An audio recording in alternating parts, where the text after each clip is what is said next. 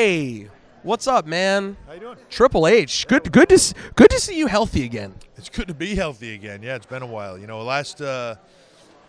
It's funny, sometimes when you're injured in this industry, you don't know how injured you actually are until you're not injured anymore. And there was a couple of years that went by where looking back on it, I was getting to the point where I had an injury that was preventing me from doing a lot of things, preventing me from training, preventing me from doing stuff that I do on an everyday basis. I just kind of adapted my life to work around all that and wasn't really noticing it. And, when I tore my bicep after making one of the films, and all that went away, and it was like a new start. It's amazing. But can I just say, since you got the corporate gig, I don't want to say anything.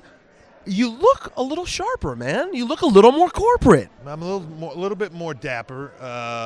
It's some point in time you got to grow up, right? When are we losing the ponytail? When are you going to stop being a child and just own this suit full time, man?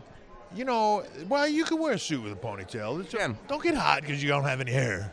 I mean, it's But listen, at some point you got to keep a little edge. To be quite honest, though, I wouldn't mind cutting it off some days. There's some days when I get up and I think, like, the stupid hair is driving me nuts. I wish I could get rid of it. How do you feel about people? The wrestling business is different these days, and everyone knows everything that goes on through nerds like me, and they read all kinds of stuff about what's happening. How do you feel about people knowing that you have a corporate role? Come on, Triple H, you pull out sledgehammers and bash people's brains in, and then you make corporate decisions. Is it weird getting used to the fact that things are just a little bit more open than they once were? No, I do that at the office, too. Oh, the sledgehammer. You'd be amazed at how much you can get done with a sledgehammer in a boardroom. You know what I mean? It's really a magnificent thing. Hold on, and on that subject, I got to ask you my favorite wrestling thing. I was watching, what match was I watching the other night of yours? It was a WrestleMania match from several years ago. No, it wasn't. It was you and Flair, Survivor Series, when you were trying to put Flair away in like 04. Right. It was a last man standing match. Yeah. You guys are killing each other. Pedigree after pedigree. Yeah. You hit him with 3. Then you get the sledgehammer. Here's my question. Why not get the sledgehammer before the pedigrees? Well, it's a sports entertainment.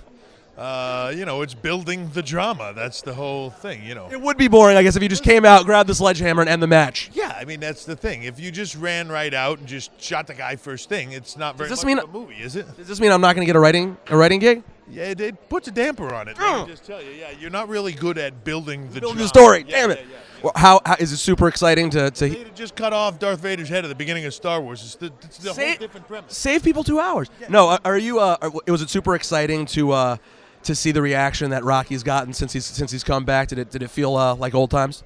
It is. It's great, and Rock and I have a lot of past together, and in the ring, and it's cool to see him come back.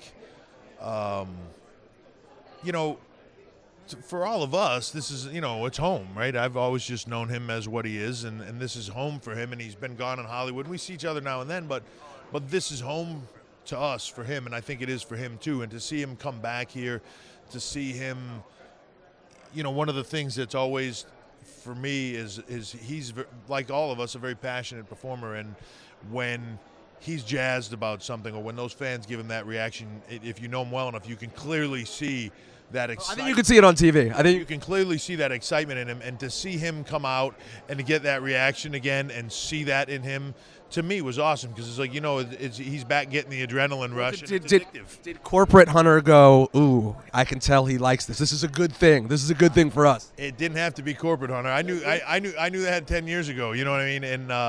And listen, he's always been, when people would always ask you to do like one-word things on people or something like that, and they would ask me Rock, I would always just say entertainer. He's the most entertaining guy I know. He's on every level and every aspect, but it just to see him be able to come here and do what he does, be that entertainer, but in front of 70,000 fans.